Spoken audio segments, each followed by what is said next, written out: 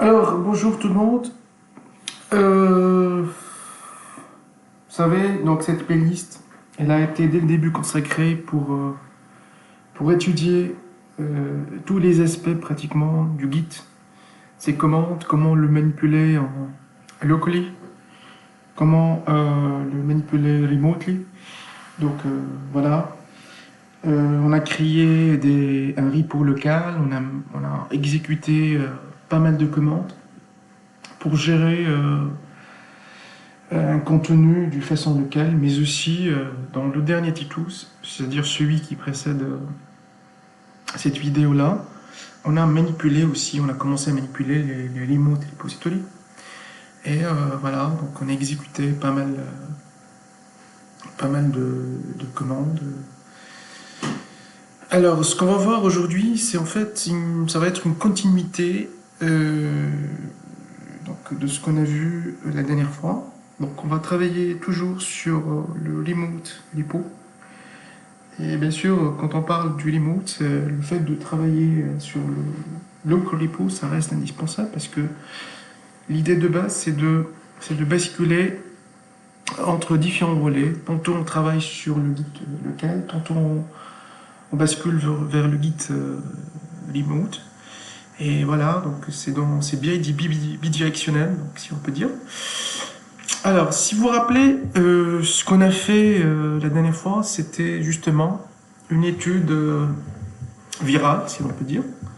Donc, on a commencé dès le début à créer un repo local sur notre machine Windows. Et voilà, donc on a établi quelques statistiques propres au virus Covid-19. Donc pour le 25 et le 26 mars, on y a mis le nombre total de morts, de personnes infectées et de personnes guéries évidemment. Et puis petit à petit on a évolué, on a essayé de... Bien sûr on a exécuté les commandes de base, c'est que git init, git status, git add, les options de git add, les options de git commit. On a configuré notre repo local évidemment. Et on a tout fait pour que les choses aillent normalement.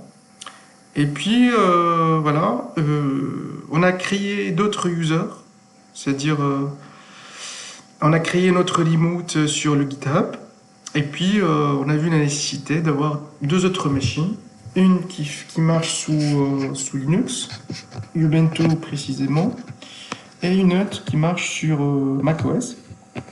Et on a essayé d'effectuer quelques traitements sur ces deux machines-là et de les assembler dans le remote. Voilà, donc on a fait des push, des pulls. On a vu la différence entre push et pull, bien évidemment.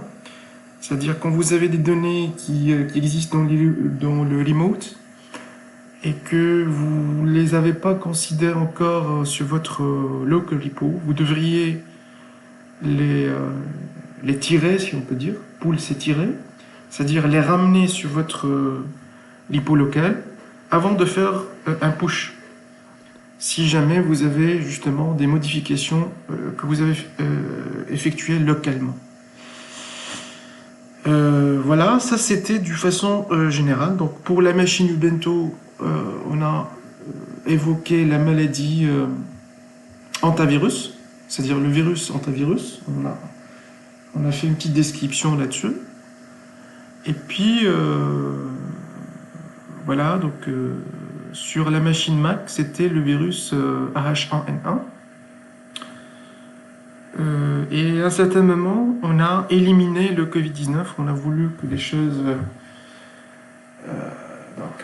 aillent d'une manière disons, safe. Et voilà, on a estimé qu'on devrait éliminer ce fichier donc, pour créer un peu d'espoir. Mais il s'avère maintenant que les choses se compliquent davantage et que c'est pas très évident en fait d'éliminer ce virus parce qu'il ne cesse de se propager et nous causer des problèmes partout. Donc le nombre de morts augmente, le nombre de personnes infectées augmente aussi. Et ça fait vraiment un malaise pour tout le monde. Bref. Ce qu'on va voir maintenant dans ce tuto, justement, c'est un aperçu sur les statistiques. Comment faire justement pour étudier, c'est-à-dire statistiquement, le nombre de commits, qui a fait quoi, et puis voilà, donc comment on peut étudier ou interpréter, après un certain temps de travail, si une équipe de dev travaille au bout d'une année, donc le tech leader voudrait savoir, au bout de 6 mois de travail, qu'est-ce qui a été fait, voilà, qui était le plus rentable, qui était le plus productif, qui fait le plus de commits depuis dans local repo. Voilà, donc ça, on peut le faire normalement. Alors, je vais revenir directement sur le repo local, donc cd files, git status, donc il n'y a rien, nothing to commit, working clean, justement. Je vais faire un CLS. Et puis, un petit rappel de ce qu'on a justement à ce niveau. C'est-à-dire, si l'on fait un git log, on va voir tous les logs possibles. Donc, regardez, le dernier commit, si vous vous rappelez, c'était que le Covid-19 has been deleted. Ça a été supprimé. D'ailleurs, quand on va dans... donc justement, quand on va dans le repo, on va voir que le Covid-19 ne figure plus dans le repo, dans le remote repository. Ça revient au fait qu'on l'a effacé avec la commande delete, et ça figure plus ni dans le local repo, ni dans le remote repo. Alors, voilà, donc une question qui se pose justement, comment faire pour que ce fichier-là réapparaisse et que l'on puisse le revoir. Alors il y a une technique que l'on peut utiliser, c'est en fait l'outil de tag. Je ne sais pas ce que vous avez déjà entendu parler de ça. Alors qu'est-ce que c'est que le git tag justement? Alors je vais taper git tag justement et on peut voir qu'on a actuellement aucun tag. Aucun tag n'a été créé jusqu'à présent. Et voilà, ça revient justement au fait que pour créer un tag, il faudrait taper la commande adéquate. Donc, comment on va faire justement? Alors, on va tout d'abord se positionner. Je vais retaper la commande git-log. Je vais voir là où, par exemple, le fichier Covid-19 existe toujours. Par exemple, là, le dernier commit, regardez là, c'est head master, origin master. Donc, origin master, c'est le remote. On verra ça plus tard. Donc, on va créer d'autres remotes. On va voir, par exemple, là, à ce niveau-là, H1N1, description du virus. À ce niveau-là, après ce commit-là, normalement, on a les 3 virus, le hantavirus, le H1N1 et le Covid-19. Alors, ce que je vais faire, c'est de justement copier le hashcode, les 5 premiers caractères de gauche à droite, et je vais justement je vais revenir à la ligne de commande et je devrais me placer, donc je devrais me placer dans ce tag là. Qu'est-ce que je devrais faire? Donc regardez, je vais faire un git reset, voilà, reset, et je vais je vais appliquer l'option soft. Et justement, je vais me placer. Donc, je vais me placer. je vais me placer sur... apparemment, ça n'a pas été fait. GitLog. Je disais que je devrais me placer sur ce commit-là, là où les choses fonctionnaient correctement, c'est-à-dire il n'y avait pas de deletion du Covid. Je vais faire CTRL-C. Le point Q, parce qu'il y a une liste donc un peu longue. Et je vais taper justement git, et puis reset. Je vais faire d'une manière soft, et je vais me placer sur ce hash code. Voilà, je peux faire un GitLog de nouveau. Alors vous allez voir que je me positionne, voilà. Vous voyez, la tête de la liste c'est positionné sur H1 dans la description du virus. Deux points Q pour revenir à l'état. Alors, étant donné positionné maintenant, je vais même m'exercer par rapport au tag. Je suis sur une position que je cherchais. Je vais maintenant appliquer un tag à ce niveau-là. Alors, je vais dire, voilà, git tag. Et je devrais attribuer un nom à ce tag-là. Ça devrait être, par exemple, je vais dire v 1.0. Par exemple, je vais dire Covid-19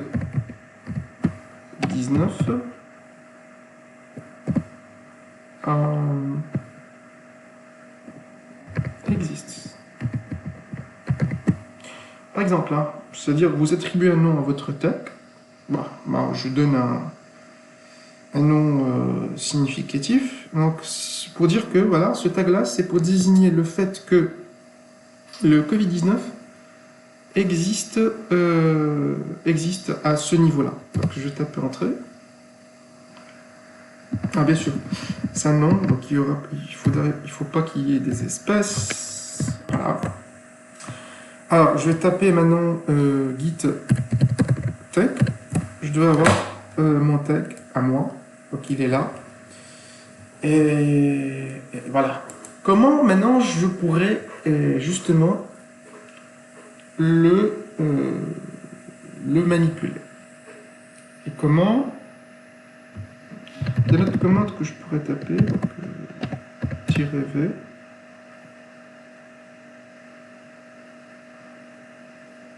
Bon, on verra ça plus tard. D'accord, très bien. Alors, je peux... la question qui se pose maintenant, est-ce que quand je tape git push, par exemple, est-ce que ça va ramener mes tags à moi vers le remote?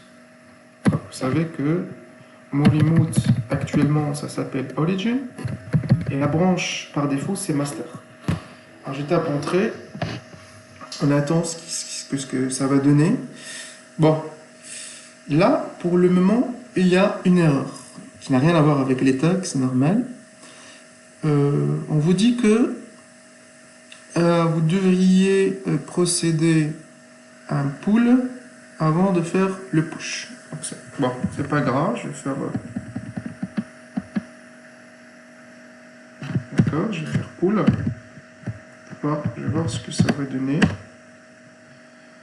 Voilà, j'ai fait le pull, upgrading, et voilà. Fast forward, et voilà. C'est pour la simple et unique raison que, justement, j'aurais dû faire revenir le head à sa position initiale, chose que j'ai pas faite. Donc là, Git, il détecte cette anomalie, il vous dit attention, faites un pull avant de pousser ce que vous venez de faire parce que c'est un peu risqué. Moi, l'utilité de faire changer le curseur, c'est de justement revenir à un moment antérieur. Donc c'est pour cette raison justement que qu'on ne vous autorise pas à faire ceci sans pour autant faire le pull. Alors ce que je vais faire maintenant, c'est faire le push.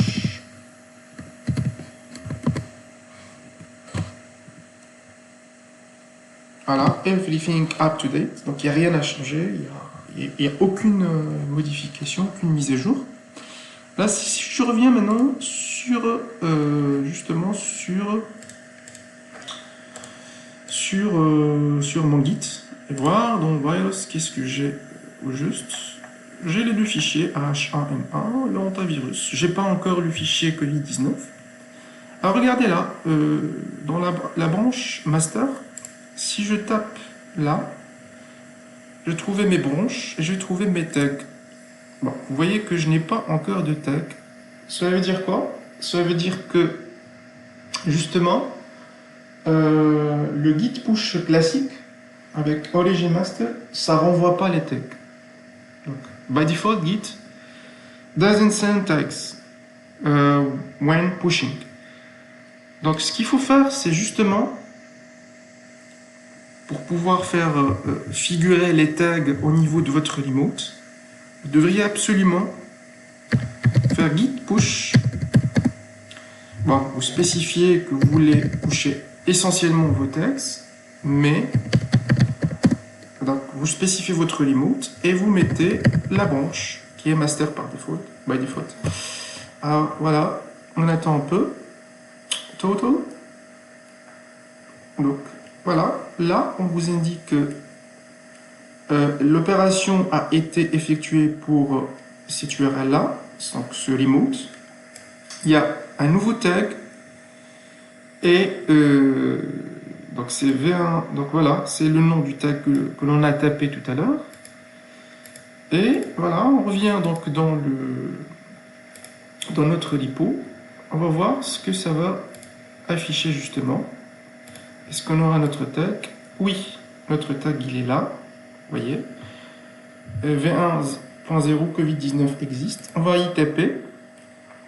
Et vous voyez que j'ai de nouveau mon fichier Covid. Donc, faut pas perdre l'espoir. Donc, si vous avez un travail qui date d'un mois en arrière, vous avez peur de le perdre, ne vous inquiétez pas parce que vous pouvez le récupérer à tout moment via les tags. Voilà les données qui datent du 25 et 26 mars.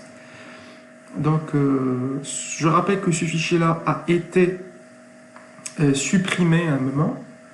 Voilà, pour remonter le moral au monde et dire voilà, le coronavirus il commence à disparaître du monde. Chose qui n'est pas vraie, malheureusement. Bref, donc ça c'est via justement un tag.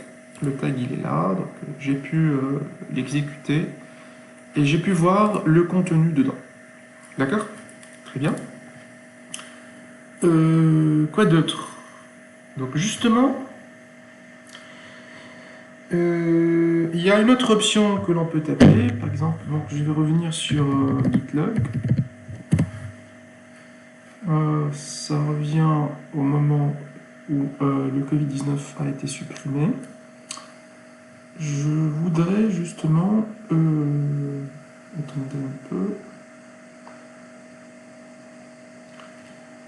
Je sais pas, donc je vais dire que je vais attribuer...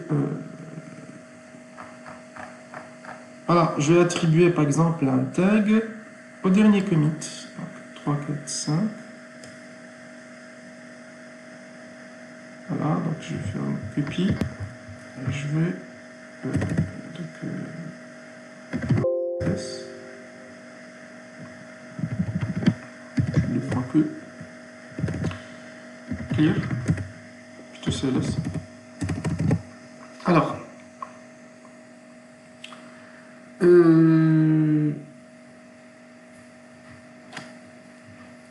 voilà, je peux dire que justement, je peux faire git show head. Ça va nous positionner sur disons, le dernier commit justement, celui là où le Covid a été supprimé. Donc, pas la peine de mettre à chaque fois GitLog pour voir tout l'historique. On a beaucoup d'historique là, c'est normal. Alors, ce qu'on devrait faire à ce niveau-là, c'est justement... je voulais vous dire que je pourrais mettre un tag avec l'option -A. -A, ça vous permet non seulement de mettre le tag, donc je peux mettre version 1.0, d'accord, version 1.0, dans Covid-19, Covid-19, deleted. Donc je disais que l'option -A, ça vous permet d'attribuer un tag, un nom à votre tag, mais aussi de taper du texte dedans. Donc vous voyez, ça vous ouvre le Vim pour entrer du texte pour le tag en question, évidemment. Alors je vais dire que tag, je vais mettre A, this tag is used to identify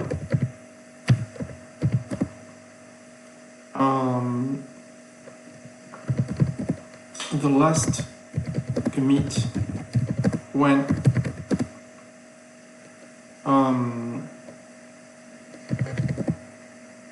COVID-19 has been deleted. Bon, c'est un message, bien sûr. Ça peut ne pas avoir un sens. Pourquoi ça peut un rouge? Bon, c'est pas grave.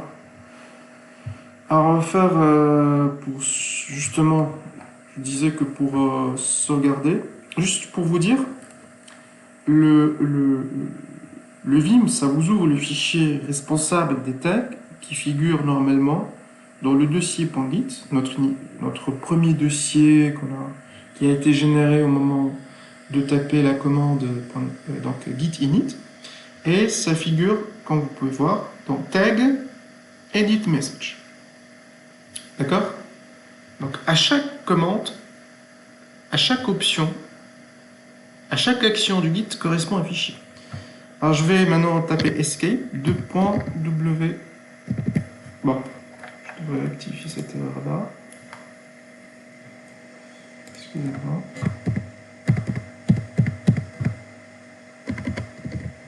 Bon.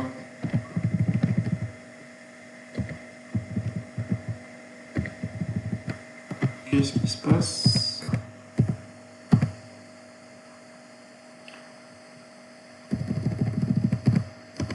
Deleted. Ok, tout court. Escape. Et voilà, je vais faire 2.wq. Et je sors. Alors j'ai attribué un nom à ce deuxième tag qui, bon, la spécificité par rapport à son précédent, c'est que j'ai ajouté du texte tout court. Alors je peux mettre tag, plutôt git tag. Et normalement, je vais avoir deux tags. Le premier là où Covid-19 existe, le deuxième là où Covid-19 a été supprimé. Très bien. Et normalement, pour que je puisse voir ceci depuis mon remote, c'est comme d'habitude, je devrais taper la commande git push tags et je spécifie origin mask.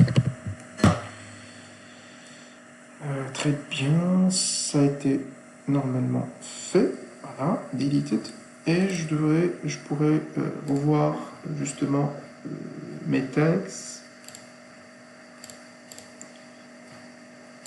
Je fais un refresh, Covid tags. Voilà, donc j'ai deux tags.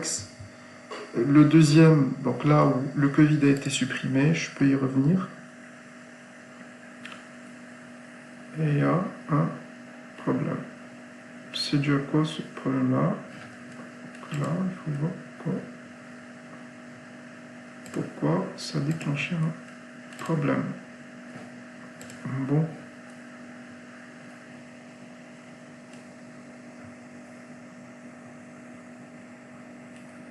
C'est un peu bizarre. Pourtant, bon, existe. D'accord. Là, j'ai tout. Et quand c'est supprimé, qui déclenche un problème. D'accord. Bon, j'ai vérifié, ou bon, je sais pas pourquoi, mais il a suffi que justement je fais un refresh. Et voilà, donc je suis allé directement dans mes tags, exist. Donc ça, c'est là où tout figure, les 3 virus, ils sont là. Et pour l'autre tag, deleted, donc là, j'ai retrouvé ma page normalement sans aucun problème. Il a fallu que je fasse un refresh de cette URL pour que j'ai le résultat. Bref. Alors si je fais maintenant git log, vous voyez que à chaque commit, on a attribué un tag. Les derniers tags justement, mon tag à moi, le dernier quand le Covid a disparu, et celui qui précède quand le Covid figurait dans le repo local. D'accord? Très bien, donc git tag c'est pour voir la liste de tous les tags. Git tag avec donc, une étiquette, ça vous donne le nom de votre tag. Git tag-a avec l'étiquette, ça vous ouvre le Vim pour taper dedans du texte, une description, des commentaires, un truc dont vous vous rappelez peut-être plus tard. Il y a aussi un point très important qui est justement, il y a l'option "-s". Qu'est-ce que ça fait, "-s", selon vous? Eh bien, c'est le fait d'attribuer un tag, mais d'une façon signée. Vous savez, les algorithmes RSA, donc ça donne plus de sécurité. Je vais vous expliquer le contexte pour lequel cette option-là pourrait être utile. Par exemple, si moi je suis tech leader et que voilà, je gère une équipe de 15 développeurs par exemple, voilà, je voudrais attribuer des tags signés à quelques commits donc, que j'ai jugé importants pour des releases précédents, pour des builds précédents. Et voilà, donc je peux basculer et je peux assigner des tags signés qui sont accessibles que par moi. Et voilà, ça sert justement à mieux sécuriser l'accès à mon historique via des tags, parce que chacun pourrait avoir ses propres tags à lui, d'une façon locale ou à partir du remote. Mais à un moment ou à un autre, il faudrait justement assurer la sécurité, surtout quand il s'agit de données un peu sensibles ou un peu délicates. Alors, comment faisons-nous un tag justement signé? C'est en tapant la commande git tag-s pour dire signed. Juste, je voudrais aller à, par exemple, git show head. Vous vous rappelez du caractère tilde? Il y a le 0, 1, je vais mettre head to, donc ça va me donner une description de ce commit-là qui provient déjà de la machine Ubuntu, vous vous rappelez, et qui se charge justement du antivirus. Et ce commit-là a eu comme bilan le fait que ce texte-là a été changé, ce qui est en rouge, et c'est devenu ce qui est en vert. Antivirus est un virus transmissible par les rongeurs, et ce virus n'est pas aussi dangereux que le coronavirus. Et voilà, donc j'ai attribué justement. Je voudrais, donc je vais m'y positionner. Je vais faire git reset soft, et puis je vais mettre tout court tout.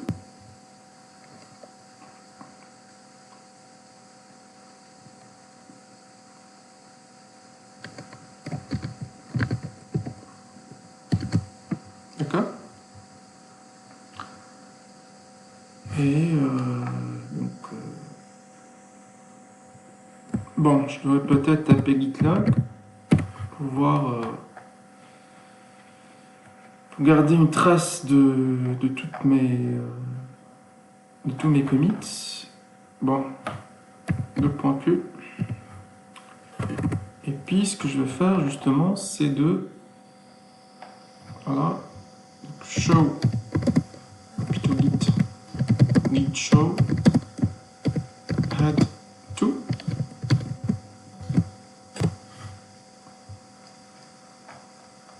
Bon, je vais faire un reset. Donc git reset soft et je vais indiquer que je devrais 3, 4, 5. Alors je vais me positionner là. C'est bon, c'est une commande muette. Et je vais justement appliquer mon tag. Git tag-s. Je vais attribuer un nom, donc ça va être version 2.0. Et pour... je vais l'appeler... je vais l'appeler comment? Normalement... je vais l'appeler GPG. Je vais vous expliquer pourquoi après. Donc c'est GPG. D'accord? Je vais attribuer un tag au head2. Ça c'est le head2, c'est-à-dire en comptant de la tête jusqu'au bas, ça devrait être le troisième commit effectué depuis la machine Ubuntu. Alors j'ai appuyé Entrée. Bien sûr, -S, donc ça vous fait ouvrir le Vim aussi pour taper du texte. Donc un tag, un tag qui servira à tester. Donc la signature via GPG. Escape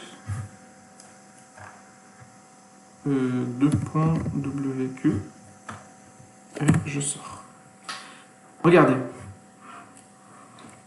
Donc quand j'étais tapé la commande git-s v2.0 gpg, on vous demande justement de please enter the passphrase to unlock the OpenPGP secret key. Là, on vous demande de taper un passphrase, donc un password, si on peut dire, ou une phrase de passe. Donc, on parle de mot de passe, ça c'est une phrase de passe. Et voilà, donc votre tag sera signé, devrait suivre ce process-là. Alors, mettons-nous d'accord sur justement un mot de passe.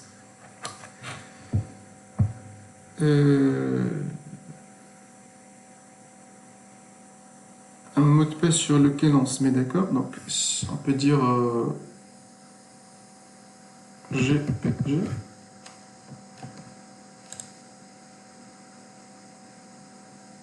Donc, justement, ça va pas passer. Pourquoi? Parce que ça nécessite que je génère au préalable justement a pair of keys. Il devrait y avoir deux clés de GPG, une clé qui est privée et une clé qui est publique. D'accord? Donc la clé privée, ça va rester localement sur ma machine, tandis que la clé publique, je peux utiliser pour interagir avec le GitHub. Donc, on va revenir à ce pop-up là, mais tout à l'heure. Regardez que ça vous affiche justement que GPG failed to sign the data, unable to sign the data, the tag plutôt. Et voilà, donc c'est toujours par rapport au fichier là qui est chargé de faire les tags. Qu'est-ce qu'il faut faire?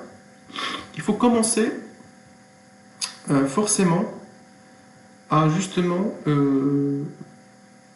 générer le key.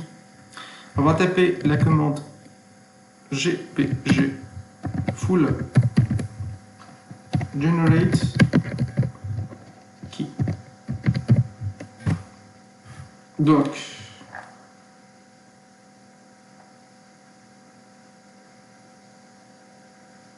bon,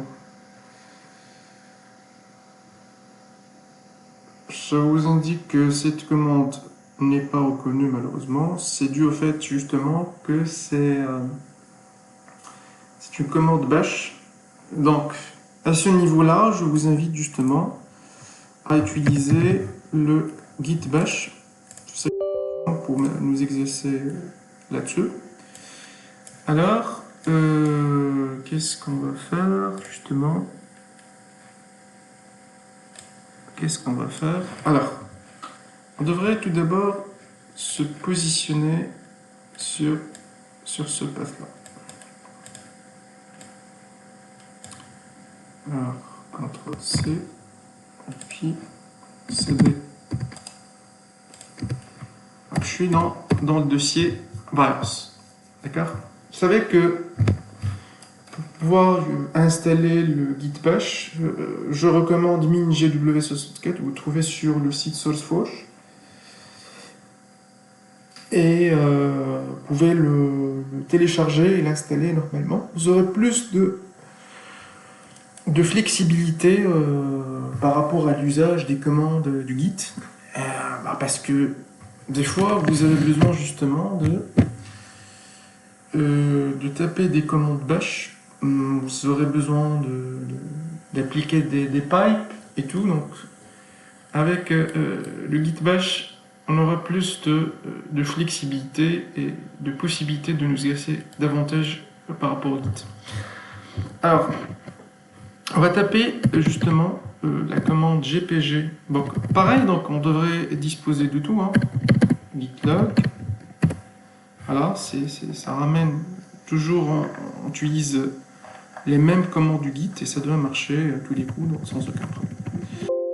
Alors, je vais taper 2.q, d'accord. Ah, là, par contre, c'est plutôt commande Linux et Unix que Windows. Alors, donc on va taper gpg full generate key. D'accord? Regardez. Alors, je rappelle que l'objectif, c'est justement de faire la signature, c'est-à-dire de taper un tag qui est là, le tag, avec l'option S, on a accordé un nom, et on voudrait signer ce tag-là via la commande GPG. Donc, GPG full generate key. Donc, c'est le fait de générer une clé complète.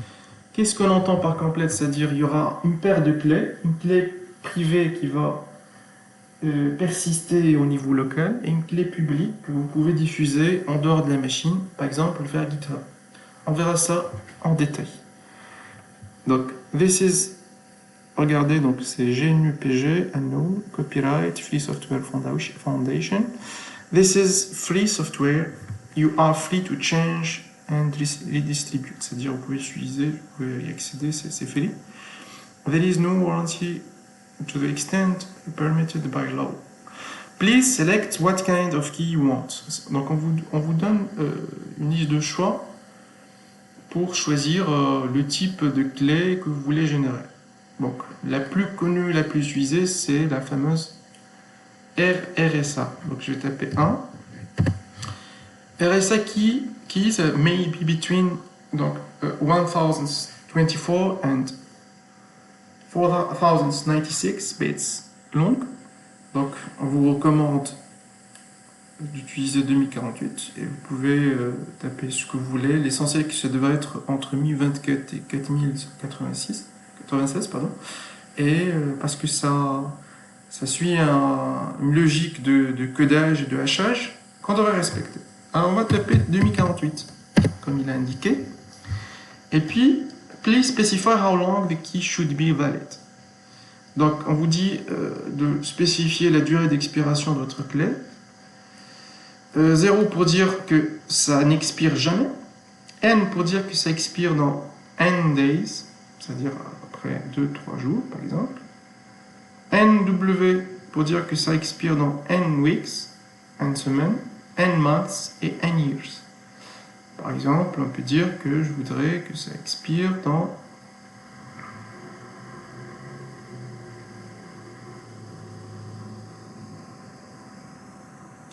ça va expirer, par exemple, dans, je veux dire, 3 semaines. Voilà, donc voilà, ça vous indique que qui expires at. Donc 3 semaines, d'ici là, ça va être, ce serait le 18 avril. Voilà, heure pour heure, minute pour minute, seconde pour seconde. Il est déjà 12h38 avec le décalage horaire, donc. Is this correct? Yes, please. Alors, on vous dit que GNUPG needs to construct user ID to identify your key. Donc on va taper un user ID. Vous pouvez mettre votre nom, par exemple. Email address. C'est des détails, bien sûr. Donc, ça va dépendre de votre nothing to mention.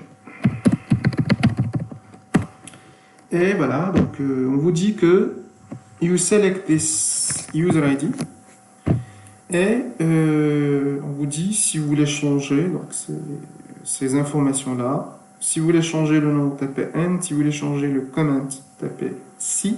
Si vous voulez changer l'email, tapez I. Si c'est OK, tapez O. Sinon, tapez plus loin pour quitter. On va taper O, c'est OK. Regardez, c'est en ce moment-là qu'on vous demande justement d'introduire votre passphrase. Le passphrase, c'est justement une phrase de passe que vous êtes censé taper pour que ce soit accessible tout à l'heure. Donc, je vais taper un mot de passe. Vous tapez le vôtre aussi, donc sans aucun problème.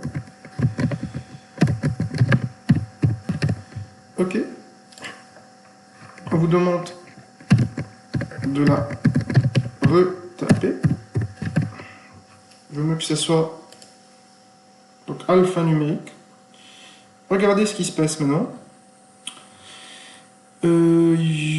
Donc, you need to generate a lot of random bytes. It's a good idea to perform some other action. Type on the keyboard, move the mouse, utilize the disks during the prime generation. This gives the random number generator a better chance to gain enough entropy.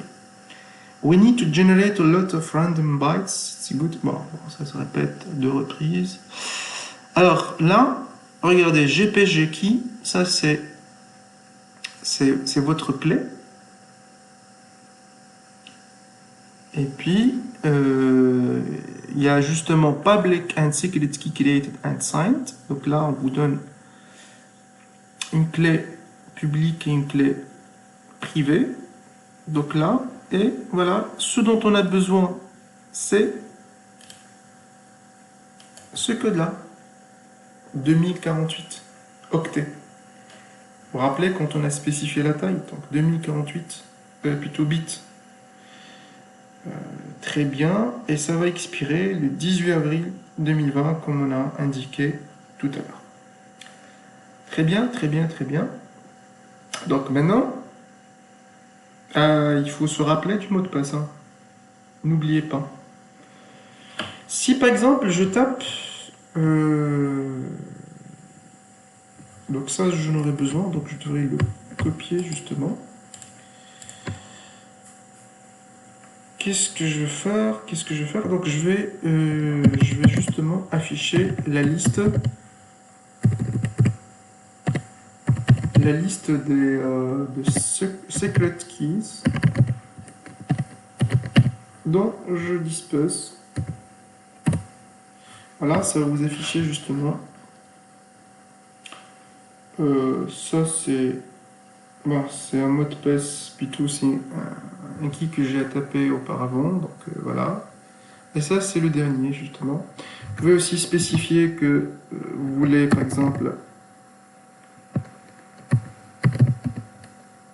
appliquer le format suivant. Ça va vous donner plus de détails sur justement les keys générés, ainsi que, voilà. Vous avez tout. Alors, qu'est-ce qu'on va faire maintenant, justement? On va externaliser ou exporter notre clé pour que ça soit reconnu depuis GitHub. Parce que là, je travaille en local. L'objectif, c'est que ce tag-là soit aussi considéré depuis le GitHub. Donc, ce qu'il faut faire, c'est de taper la commande suivante. Et voilà, je vais spécifier la clé, donc la clé de tout à l'heure. Et je vais taper Entrée. Ça vous donne quoi? Ça vous donne cette clé-là. Donc vous la copiez, copie, puis vous revenez dans votre espace sur GitHub. Vous allez dans Settings et voilà dans SSH and JPG Keys. Alors, qu'est-ce qu'il faut faire? On va créer justement JPG Key. On va coller justement Entrée. D'accord, ça a été créé. Voilà, donc ça c'est. Et puis on va revenir ici.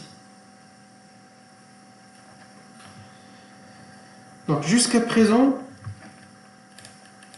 tout a été fait dans la règle de l'art, c'est-à-dire générer une clé GPG. J'ai pas encore fait le tag du et le signer. Donc ça c'est l'objectif de base. Alors maintenant, qu'est-ce qu'on devrait faire justement? On devrait indiquer à notre repo local qu'on devrait justement considérer cette clé-là. Comment le faire? C'est en tapant git config user.signingKey et vous spécifiez justement la même clé que tout à l'heure.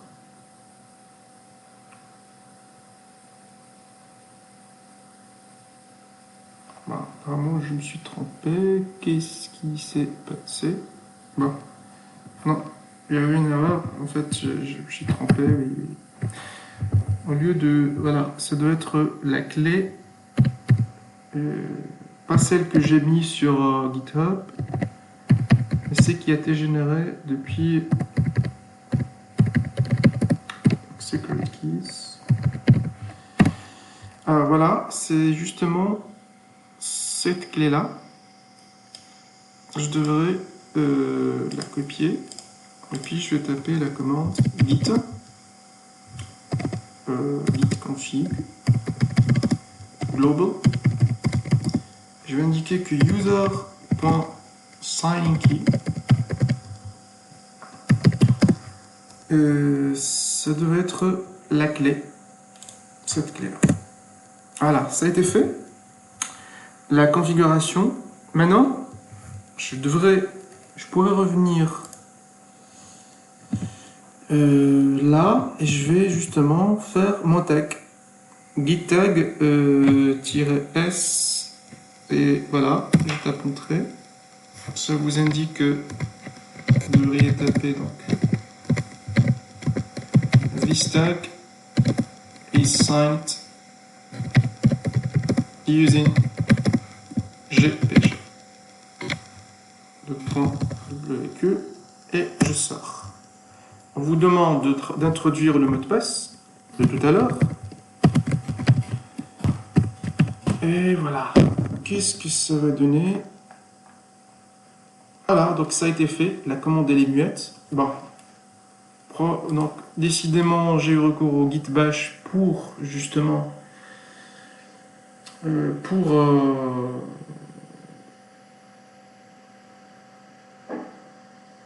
pour manipuler donc ces trucs-là. Parce qu'il y a des commandes bash qui ne peuvent pas être reconnues par le CMD. Alors, pour voir l'historique, par exemple, d'un tag effectué, donc via son nom, je peux taper V20 PGP, et je peux voir ce qui s'est passé réellement. C'est que bon, je ne le reconnais pas. Attendez, excusez-moi. Bon.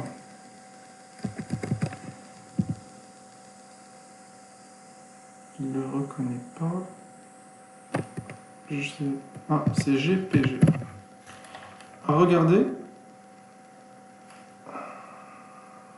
Est-ce que j'ai bien tapé? Non. C'est GPG, justement. GPG. Voilà. Regardez, donc là, on vous indique que Signature Made, la signature a été effectuée aujourd'hui, le 28. On vous indique aussi la clé, RSA Key. Qui a fait la signature? Moi-même. L'objet, type commit, voilà. Tagger, c'est moi-même, depuis ma machine locale, donc Windows. Tag, this tag is signed using GPG. D'accord? Alors, à ce niveau-là, voilà, donc on a pu faire un tag d'une manière signée. Je vais maintenant l'expédier vers le GitHub, donc via la commande git-tag, plutôt git push tags. Et je devrais spécifier le remote, donc c'est origin master. Entrée.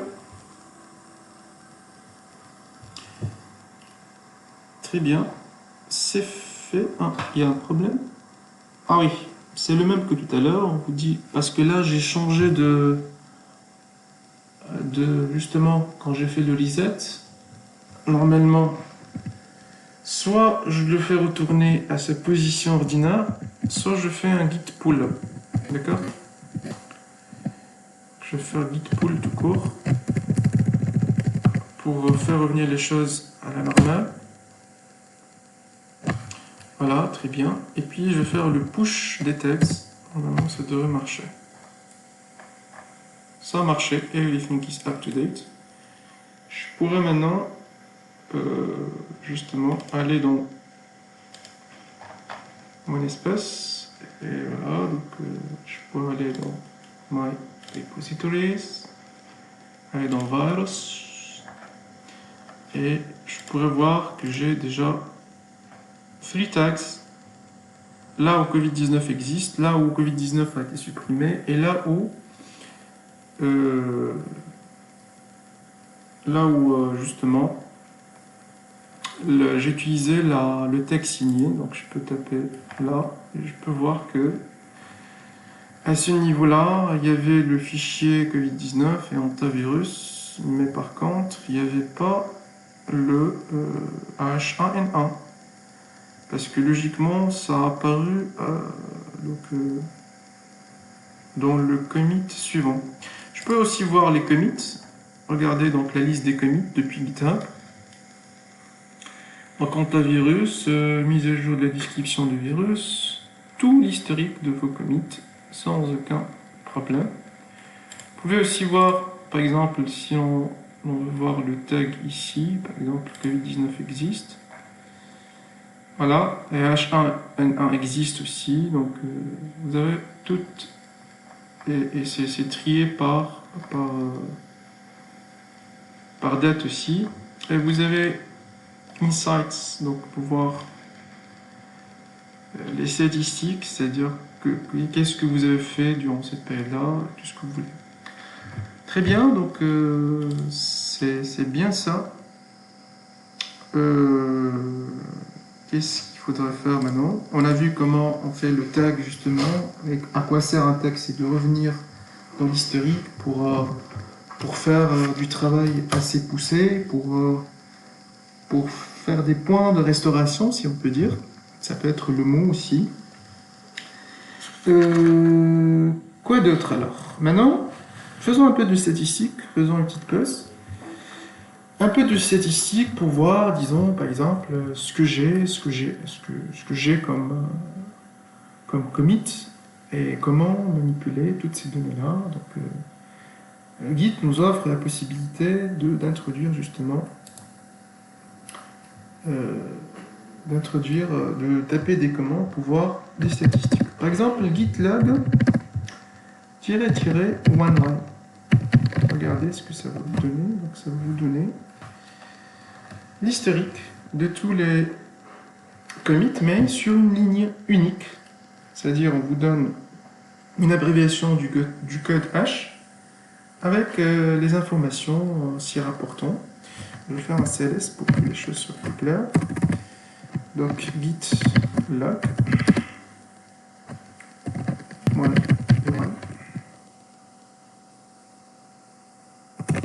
Voilà. Voilà ce que j'ai. Donc, c'est le dernier commit. Là où Covid-19 a été supprimé, ça c'est le tag qu'on y a ajouté. Et le dernier tag, il est là. Regardez. Donc, c'est V2 GPG, mise à jour de la description du virus. On l'a utilisé d'une manière signée. D'accord? Très bien. L'option align, ça vous affiche tous les tags line by line. Et il y a aussi, je peux utiliser gitlog one line pipe. Vous savez, vous connaissez le pipe?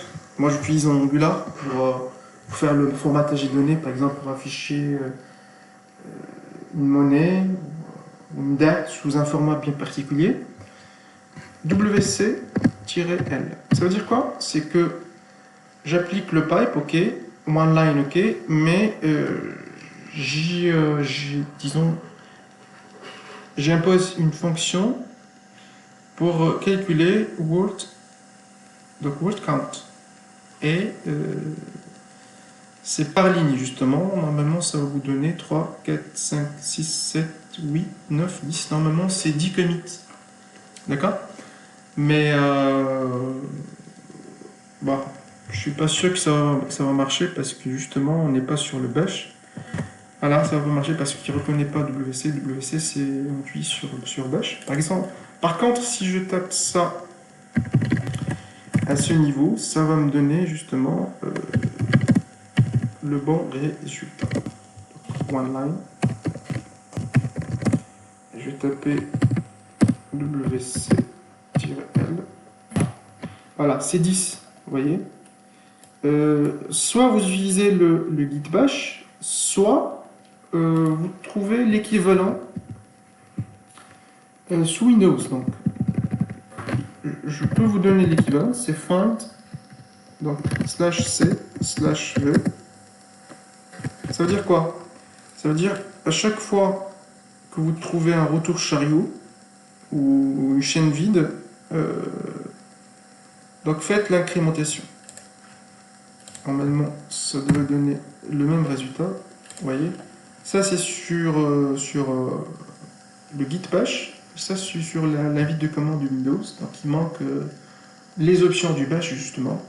Donc si vous trouvez plus à l'aise sur le git bash, vous pouvez y travailler sans aucun problème. De toute façon, c'est des statistiques, c'est des normes, mais les commandes de base du git, ça figure partout. Donc, par contre, si je voudrais aller par exemple sous Linux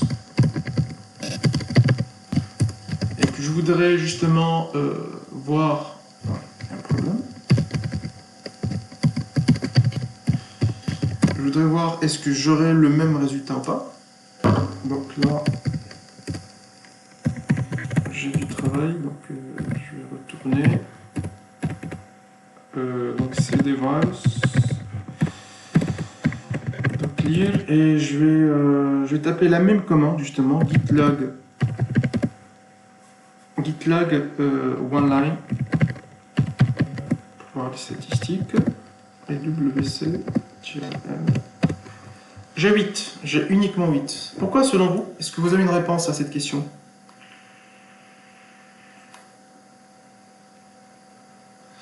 Parce que justement, les dernières opérations qu'on a faites dans le tuto précédent, c'était dans la machine Windows. lorsqu'on a supprimé le fichier Covid, puis on a fait un push, et vous savez, la dernière fois qu'on a touché Ubuntu, la machine Ubuntu, c'est quand on a ajouté le antivirus, et depuis on n'a pas vraiment fait de pull. Alors ce qu'il faudrait faire à ce niveau, justement, c'est de faire un pull. Vous savez ce que c'est qu'un pull? C'est tirer, c'est ramener les changements qui proviennent d'autres machines, notamment le remote, les machines Windows et la machine Mac. Il y a une machine Mac aussi qui est mise en jeu. Alors, c'est justement l'occasion pour vous parler. J'ouvre une petite parenthèse, on est sur le volet statistique, mais c'est pas grave. Pour un aspect pédagogique, il vaut mieux que les choses aillent d'une façon enchaînée, afin que je puisse vous faire une liaison entre toutes les notions que l'on est en train de voir ensemble. Alors, je vais justement évoquer le sujet du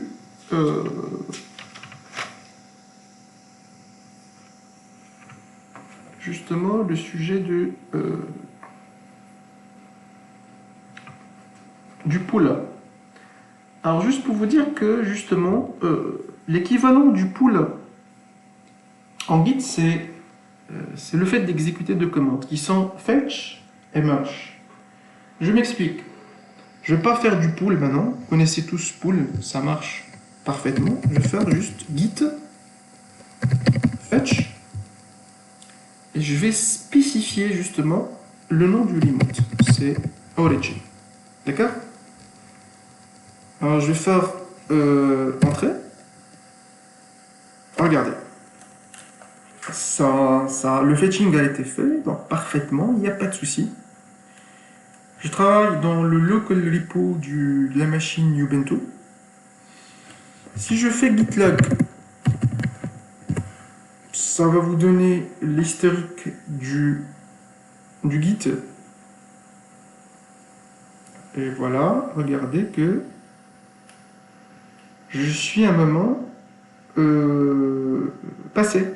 C'est-à-dire, je ne suis pas vraiment au dernier commit, qui est la mise à jour, donc qui est déjà le deletion du Covid-19.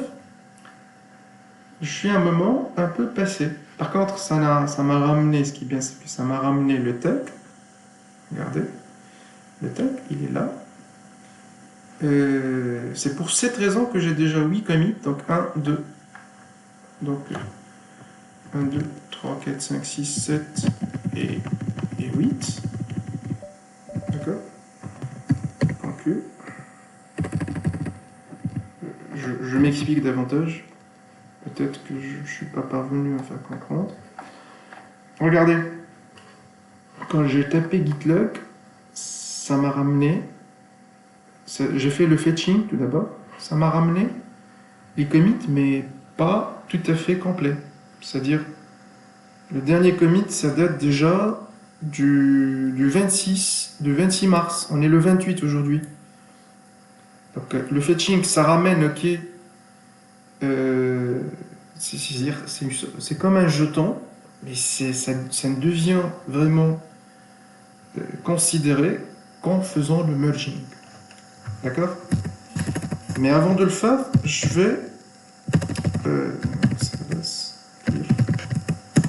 vais vous montrer que gitlog, par exemple, origin master, ça vous affiche vraiment tous les commits sans aucun problème, y compris celui qui a été fait, bon, apparemment le 26 mars, mais là, il y a le Covid-19. Donc là, le dernier commit, c'est quand le Covid-19 has been deleted. Ça veut dire quoi? J'ai deux masters. Un master, une branche master au niveau local du repo local, un autre qui est au niveau du origine du remote. J'ai fait un fetching, ça m'a ramené le truc, c'est vrai, mais ça ne devient probablement appliqué qu'en faisant le merging. Alors comment faire justement le merging? Faire le point Q, alors le merging c'est simple, vous faites git merge et vous dites que origin master. Donc ça c'est le nom du remote qui n'est pas fixe, hein. Vous pouvez choisir n'importe quel nom au moment où vous ajoutez votre emote. On verra ça plus tard. Alors, vous appuyez sur Entrée et on vous indique une mise à jour, fast forward, et que voilà, il y a des changements déjà. C'est quand le H1N1, ça provient déjà de la machine Mac. Je ne sais pas si vous vous rappelez. Il y a aussi le Covid-19 qui provient de la machine Windows. C'est au moment où on l'a supprimé. Là, on vous dit que ce merging là, ça fait que le fait que le fichier H1N1 a été créé et le fait que le fichier Covid-19 TXT a été supprimé. Donc, chose qui résume vraiment tout ce qu'on a fait jusqu'à présent. Alors, je peux taper par exemple git shortlock pour voir. Voilà, j'aurais aimé l'expliquer plus tard, mais bon, c'est pas grave. Bon, oubliez ça, je vais en parler plus tard. Je vais faire git log tout court, juste pour vous faire voir que maintenant, j'ai vraiment le dernier commit qui est considéré au niveau de ma machine Ubuntu. D'accord?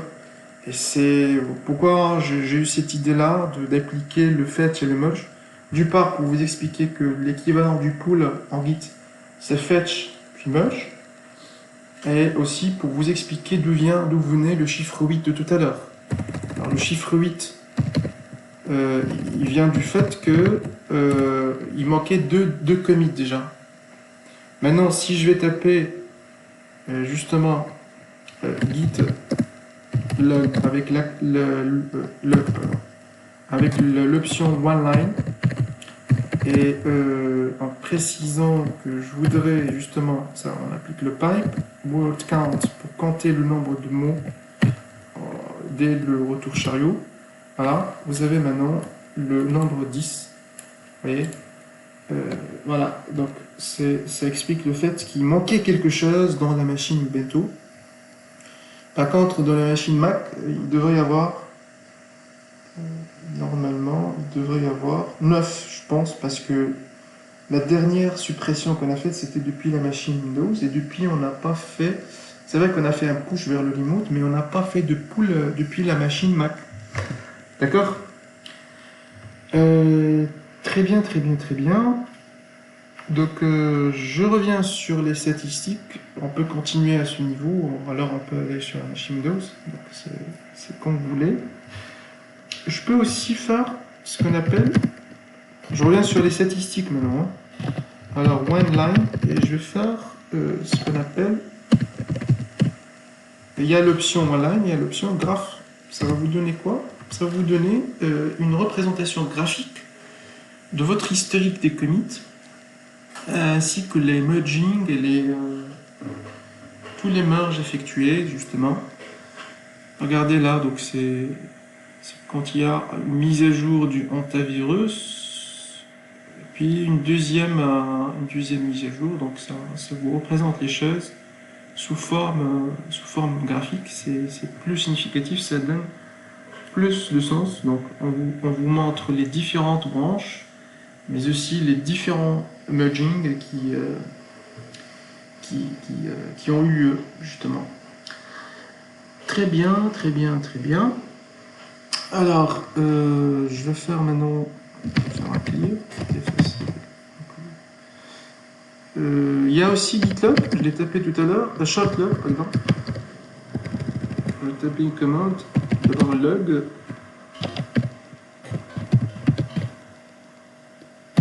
Je sais pas si ça va passer. Non, je vais tromper. Ah oui. Donc, bon. Il y a la commande git shortlog. Ça vous affiche quoi? Ça vous affiche l'historique, ok, des logs, mais par personne. Bon, décidément, c'est moi-même, mais bon, c'est-à-dire, ça donne pas vraiment de visibilité, mais je pourrais par contre spécifier que je veux l'avoir, par exemple, par email. Ça donne plus de sens. Alors, voilà, donc c'est moi-même. Depuis, vous savez, quand on a commencé à parler du Git dans ces tutos, j'ai commencé à utiliser cette adresse-là. À un moment ou à un autre, je voulais que les choses soient faites sur plusieurs machines. Donc, je voulais que depuis la configuration des paramètres globaux, je voulais que la machine, je change mon adresse pour que ça devienne Windows, donc @Windows. Et pareil pour les machines Ubuntu et Mac. Et dès lors, voilà, donc j'ai commencé à utiliser Windows au lieu de cette adresse-là. Mais par contre, j'avais trois commits qui ont eu lieu dans la machine Windows pareillement. Et puis sur la même machine, il y avait deux commits. Un commit pour justement mettre à jour le fichier covid19.txt et un autre commit pour faire la suppression du fichier. Par contre, sur la machine Ubuntu, il y avait trois commits. Une description globale du virus, une mise à jour de la description et une mise à jour de la description. Donc là, c'est dans l'ordre ascendant. Et par contre, dans la machine Mac, qui est là, il y avait juste une description du virus H1N1. Et pareillement, donc pour la machine, pour le GitHub, donc il y avait un update, on a effectué un update du fichier antivirus.txt pour y ajouter du texte. Et c'était depuis le username, ça c'est le username de mon espace GitHub. D'accord? Donc là, vous avez vraiment une visibilité sur l'historique de vos commits. Je peux aussi taper, par exemple, je peux faire un summary number of commits by email. Ça vous donne donc le nombre de commits de chaque machine qui est connecté au remote repo. Voilà, donc c'est un repo commun auquel tout le monde interagit. Donc 3 depuis le premier compte, 3 depuis le Ubuntu, 2, bon, c'est dans l'ordre descendant, 2 depuis la machine Windows, un commit depuis la machine Mac et un commit depuis le remote. D'accord?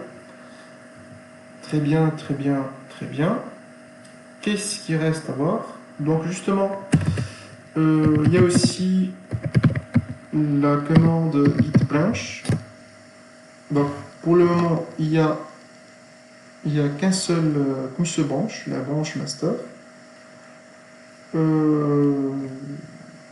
Je peux taper la même commande git branch pour voir.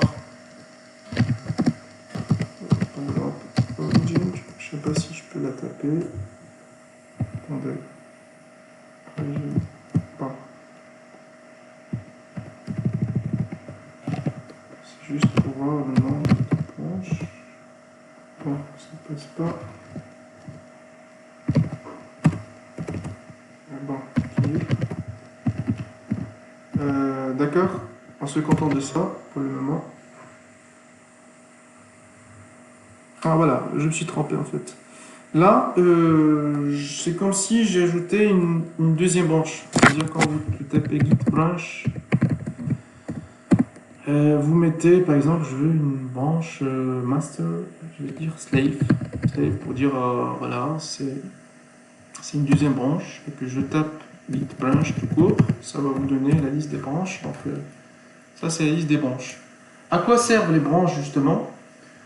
Ça sert à faire des copies pour fixer des bugs.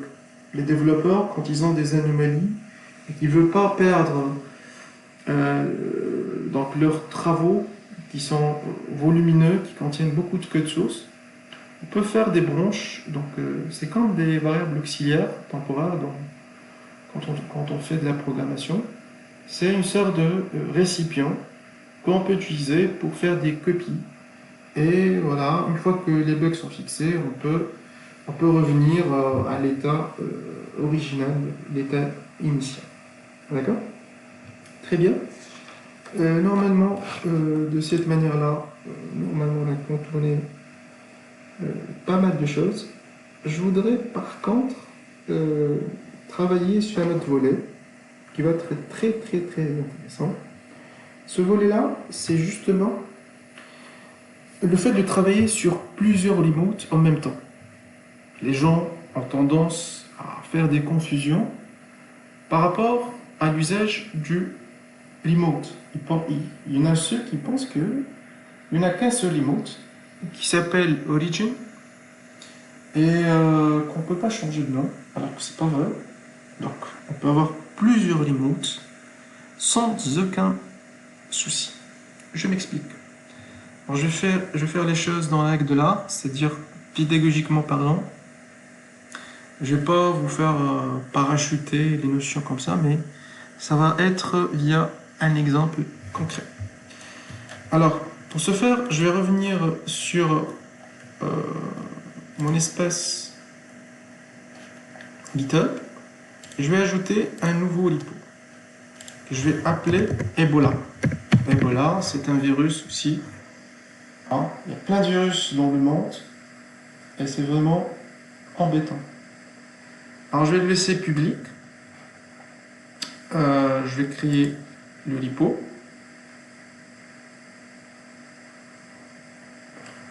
Et je vais... quoi d'autre? Voilà, donc je vais... qu'est-ce que je vais faire?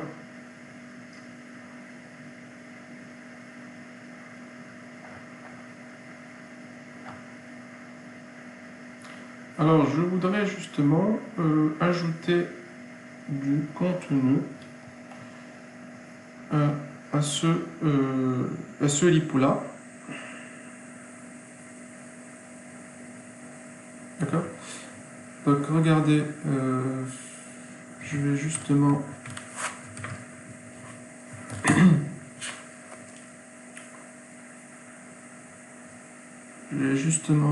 ajouter un fichier, par exemple. Je vais appeler Ebola.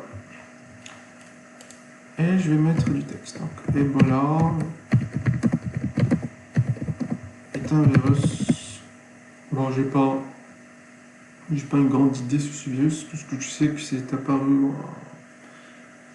la première fois en Afrique. Ebola est un virus qui s'est propagé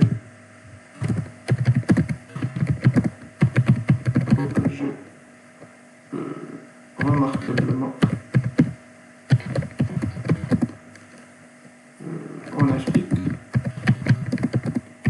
et il est mortel. Très bien, je peux spécifier normalement qu'il s'agit d'un fichier texte et commit new file. Bon, là on vous donne de spécifier par exemple, donc je vais répliquer la même règle de nommage qu'on a appliquée dès le début. Donc Ebola, description du virus Ebola. Ça c'est le nom du commit. Donc voilà, c'est du texte. Ebola, voilà. C'est un virus qui s'est propagé remarquablement en Afrique. Je vais faire commit. C'est fait. Donc on a maintenant notre lipo, il est prêt. On a déjà un fichier qui est inclus dans le lipo Ebola depuis mon espace, dont le username est celui-là. Voilà. Donc, la question qui se pose, comment je peux inclure ce contenu-là dans mon lipo? Je sais pas, par exemple, au sein d'un projet de développement, on fait du Angular. D'accord? La version 8, tout le monde y contribue, il y a du code, on tape les commandes, il y a du code source, on fait du HTML, du TypeScript, on fait du JavaScript, on fait du CSS. On applique le framework de Bootstrap pour ajuster notre code, pour avoir une meilleure ergonomie en termes de design.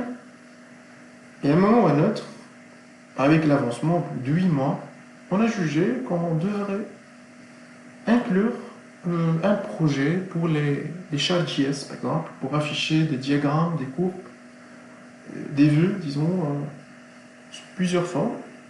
Voilà. On a trouvé du code source qui est disponible sur GitHub, et voilà, on voudrait l'inclure dans notre projet. Alors, comment on va faire? Est-ce qu'on va s'amuser à faire des copier-coller comme ça? Donc, on va faire un clonage? On fait comment? Ben, c'est pas dur, c'est pas difficile. Git, hein, il est là pour vous autoriser à faire de telles actions. C'est pas un truc de dur, c'est faisable. Donc, et Git vous offre la possibilité d'interagir avec plusieurs remotes en même temps. Donc, jusqu'à présent, on interagit avec le remote virus. On a créé un nouveau remote Ebola. On peut aussi l'inclure dans notre travail, sans aucun souci. Je m'explique. Alors, je reviens sur ma machine Linux.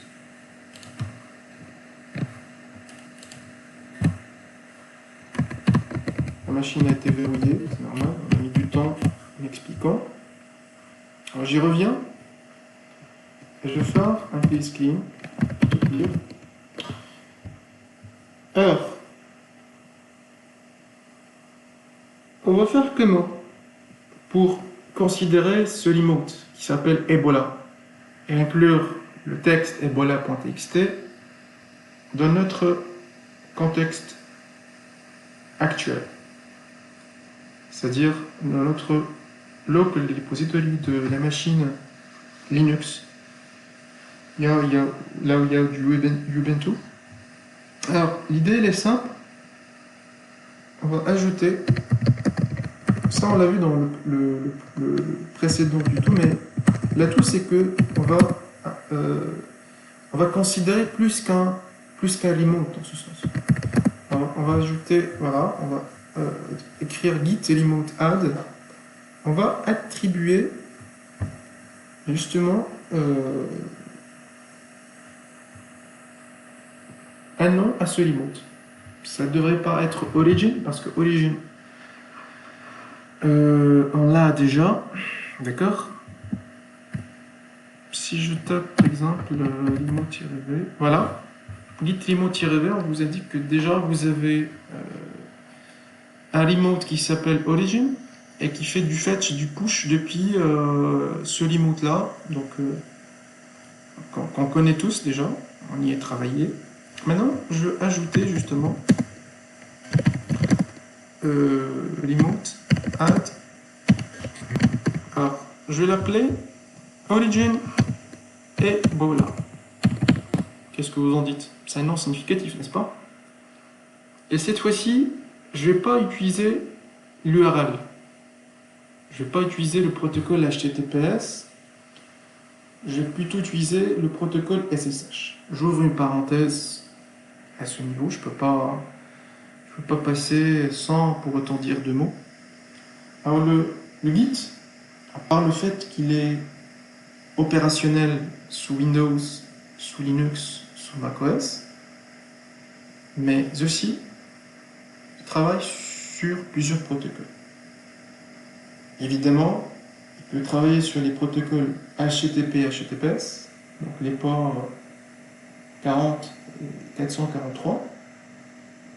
Il communique avec les protocoles du Git même, communique avec le protocole du SSH, il communique aussi avec le protocole du Five. C'est déjà un atout, c'est-à-dire vous pouvez le configurer, vous pouvez l'utiliser, hein, quel que soit, il y en a d'autres protocoles, bien sûr, je ne peux pas dire quel que soit le protocole, mais avec tous ces protocoles-là, hein, la vie, elle est plus facile. Alors, maintenant, jusqu'à présent, on a utilisé le HTTPS comme protocole. Dans ce tutoriel, on va utiliser le protocole le protocole justement SSH. Alors, comme vous savez, comme vous avez vu tout à l'heure, donc on vous a donné justement la possibilité d'interagir avec ce LiPo-là, soit avec le SSH, soit avec le HTTPS. Donc nous, à ce niveau-là, on va taper justement l'accès via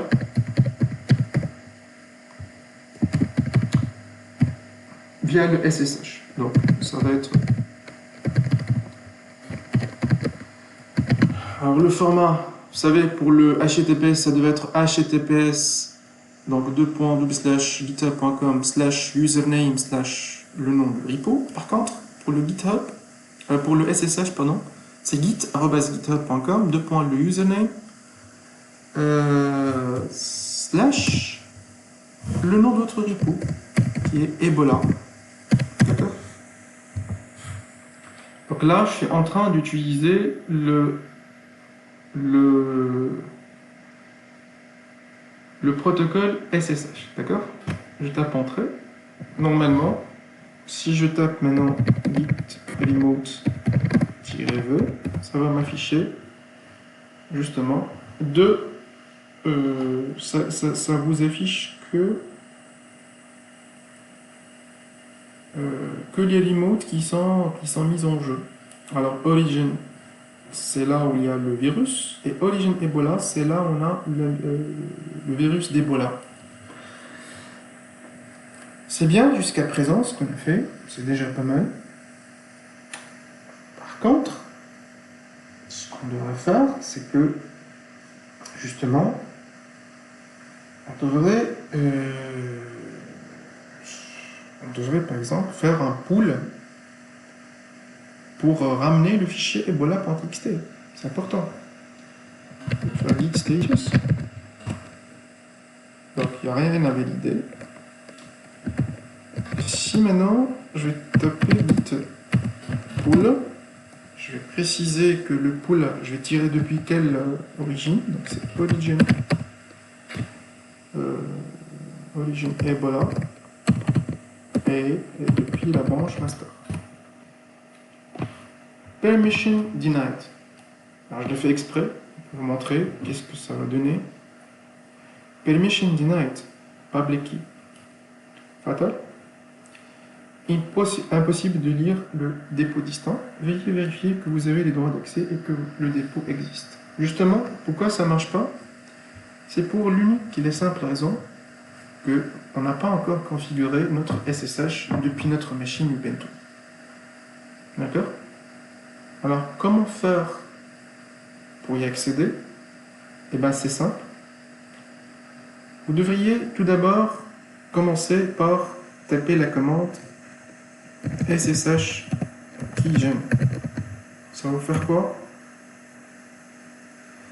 Ça va, voilà, ça va vous générer une paire de clés RSA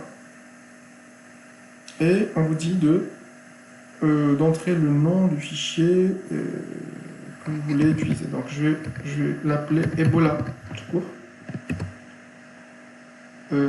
Passphrase.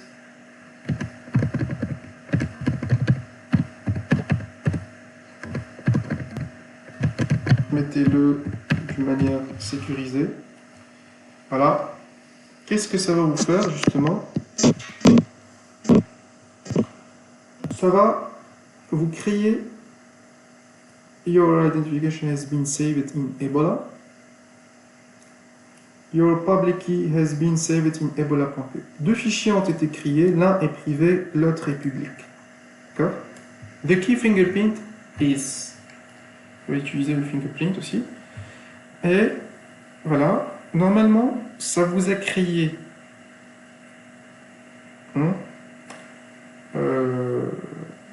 un fichier dans le dossier SSH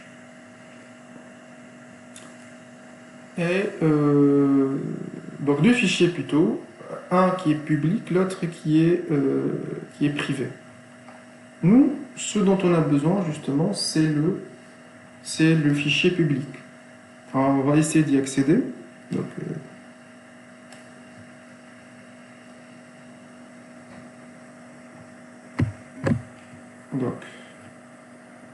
c'est plutôt 4.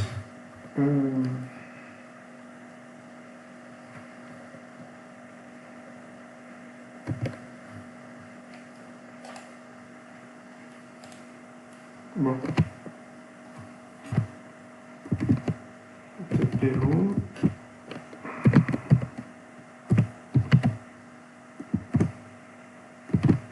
Bon, c'est sèche et le fichier c'est Ebola. Ebola.pub.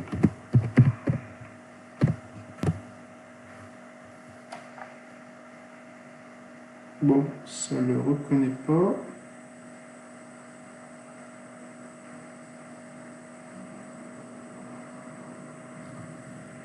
Excusez-moi.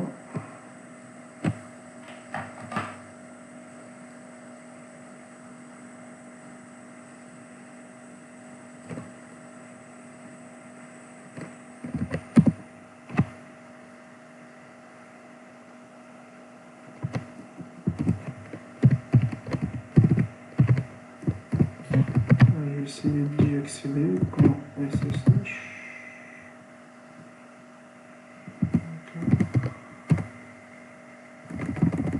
Je suis dans le dossier SSH maintenant.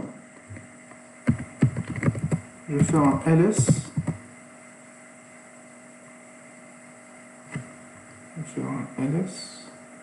DRSA.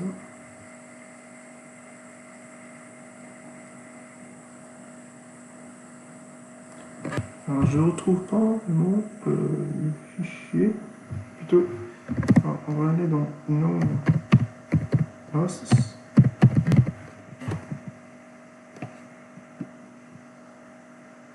C'est pas un dossier, d'accord. Que faut-il faire pour justement accéder au fichier? Donc,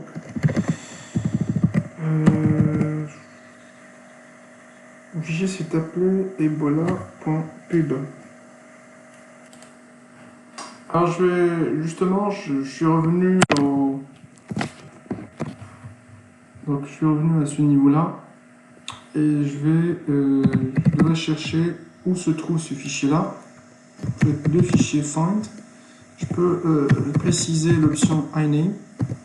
Donc on a le fichier ebola.pub pour voir où ça existe. Voilà, il est là déjà. D'accord. Donc on va le lire ensemble. Donc via VM. Donc voilà. Ça contient la clé publique, d'accord. Ebola.pub.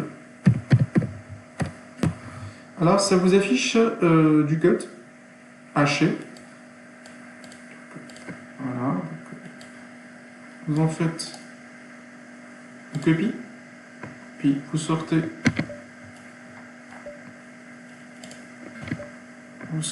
en tapant juste deux points que, parce qu'on n'a rien changé. Et puis on va aller directement dans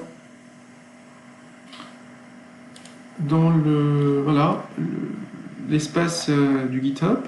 On va aller dans Settings. On va aller dans SSH and GPG keys et on va ajouter un nouveau key. On va le mettre. Oh, excusez-moi. Oh. Donc là. En fait, je me suis trompé. J'ai pas bien copié le public key. Maintenant, il est là. Bon, vous pouvez dire. Mettre un titre. SSH. Key. Et voilà. Bon. Add.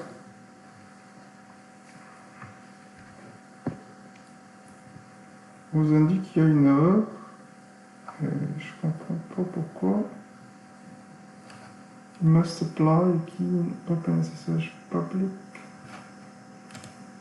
C'est ce qu'on a fait.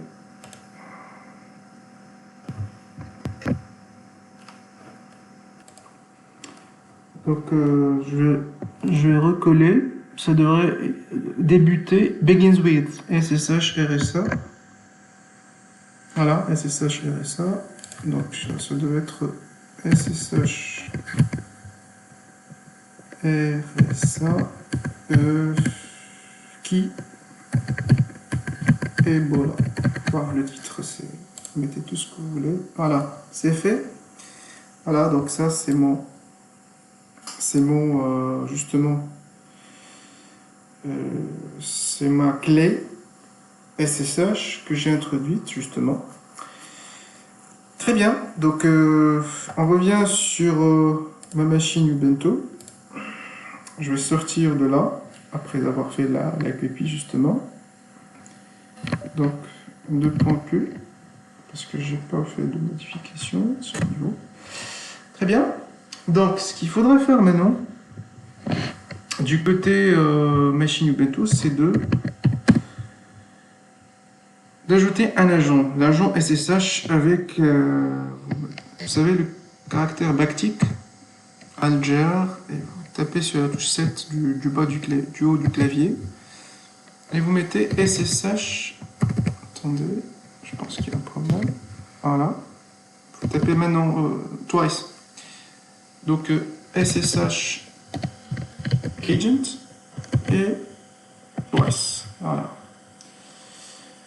Donc, c'est important cette étape-là. Ça vous permet de faire quoi? D'ajouter un agent, justement. Voilà, PID.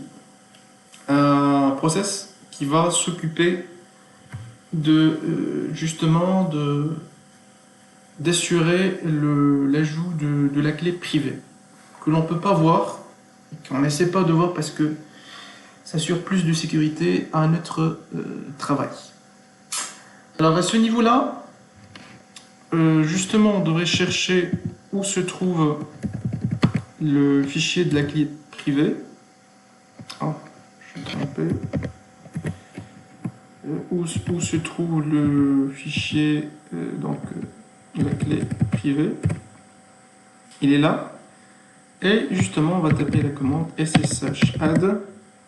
On va spécifier le chemin. Donc c'est point virus et bon, d'accord. Enter passphrase, donc c'est le même mot de passe que tout à l'heure lors de la configuration initiale. Je ne sais pas si vous vous rappelez. Identity added, donc c'est bon. Votre clé SSH est configurée sur le GitHub, mais aussi sur votre machine Ubuntu. On peut maintenant procéder à justement, pour rappeler ce qu'on a fait au départ, dès le début, c'est de faire le pull. Maintenant, on va faire le pull depuis origine Ebola master. Entrée. Bon, je suis pas sur le bon chemin. Normalement, je devrais aller de nouveau sur le dossier virus. Et je vais retaper la commande. Voilà, voilà, voilà. Il y a un problème tout de même. On vous indique qu'il y a une nouvelle branche et qu'un refus de fusionner des historiques sans relation. Alors ça, c'est un problème majeur, vraiment majeur, quand on essaye de fusionner, plutôt de faire le pull ou même le push. Et quand il y a plusieurs remotes qui sont là, ça pose généralement quelques problèmes. D'accord? Donc, qu'est-ce qu'il faut faire justement? Qu'est-ce qu'il faut faire selon vous? Il y a une commande que l'on devrait taper justement. Cette commande-là, elle est là.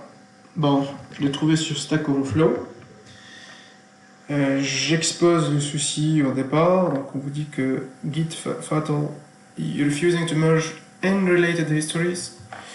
Et voilà, on vous dit que pour remédier à ce souci-là, il faudrait tapez la commande git pull et avec l'option allow unrelated histories. D'accord? C'est ce qu'on va faire justement. C'est qu'on va, on va faire git pull, ok. Mais en ajoutant allow unrelated histories. Ok. Normalement, ça doit être ça. Bitbucket. Voilà. Donc, vous spécifiez le remote et vous tapez entrée. D'accord? On va voir ce que ça va donner. Voilà, on vous propose déjà un nom pour ce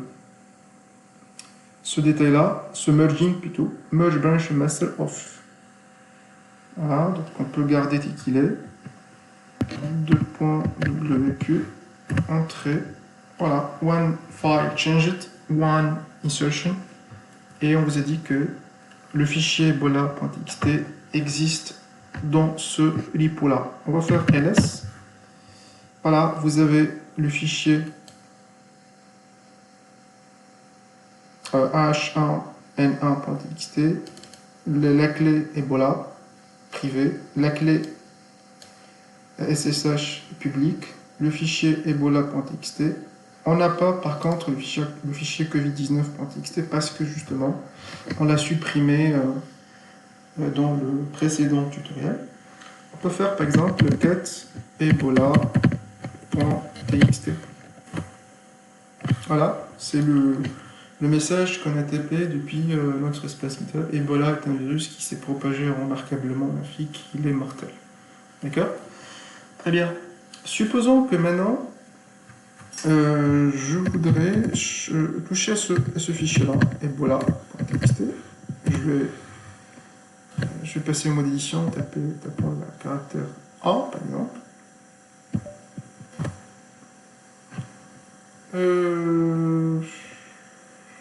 Je vais dire, par exemple, Ebola ne représente pas vraiment un danger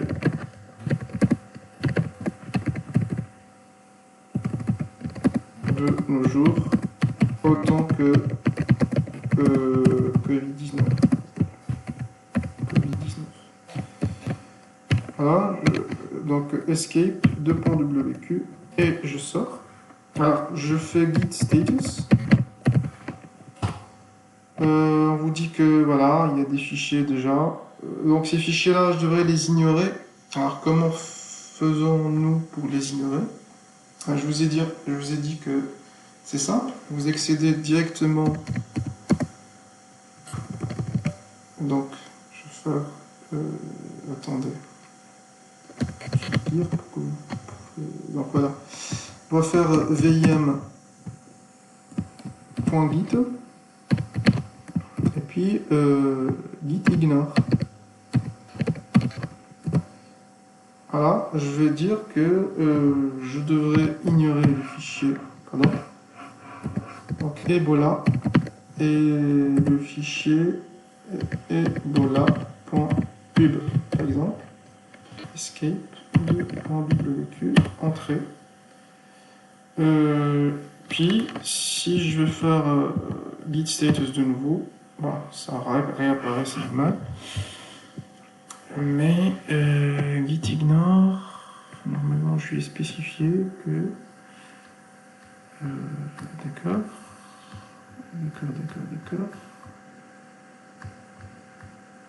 Est-ce que j'ai bien tapé Ouais. Donc les points Q. Puis sinon suivi.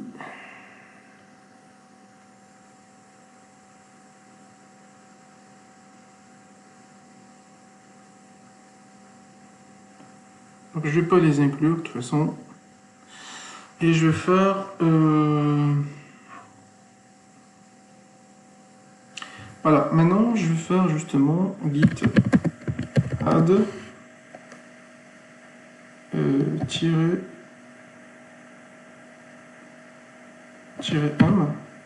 pour... bon, non, -m, plutôt... git add... -u, pardon, c'est update à git status. Voilà, donc ça apparaît en rouge. Je devrais les ignorer. Et puis, qu'est-ce qu'il faut faire justement? C'est de faire le commit. Donc, git commit.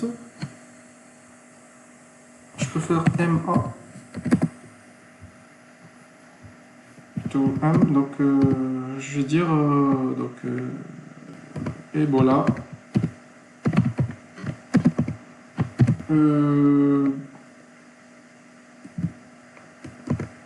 Donc, update to la description du virus.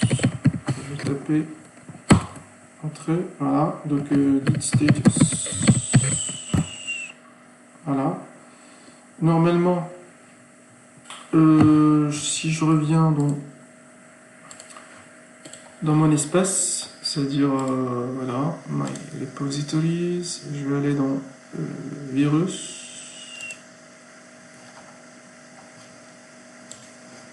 Bon, il faut voir où est-ce que j'ai, justement, où est-ce que j'ai posté le changement. Ah, c'est dans le deuxième remote, donc ça devrait être dans Ebola. D'accord. Je vais ouvrir le fichier. Ah d'accord, j'ai fait un commit, mais j'ai pas encore fait ni push, rien du tout. Alors je vais revenir ici, et je vais justement, l'objectif c'est de faire un push dans quoi? Je vais faire un push dans le remote virus, justement. Donc git push et origin master, d'accord? Donc je vais faire un push dans le remote initial, celui le virus, le lipovirus, donc là où j'ai tout mis. Username, donc on va spécifier username, d'accord. Et puis le password, d'accord. Et voilà, c'est fait, tout. Donc ça c'est le remote. On va revenir dans mon espace et voilà, je vais accéder à mon fichier. Vous voyez que Ebola, il est là. Ebola ne représente vraiment aucun danger,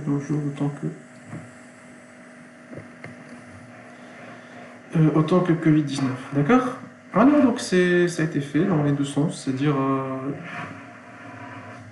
ce qu'on a ajouté par rapport à ce qu'on a fait, c'est qu'on a fait un nouveau remote, à partir duquel on a ramené du cut.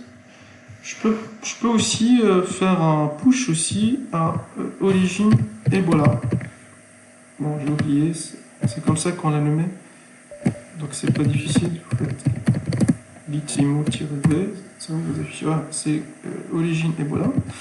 Et vous faites un remote, git push origin Ebola master, entrée. Voilà, ça va se faire aussi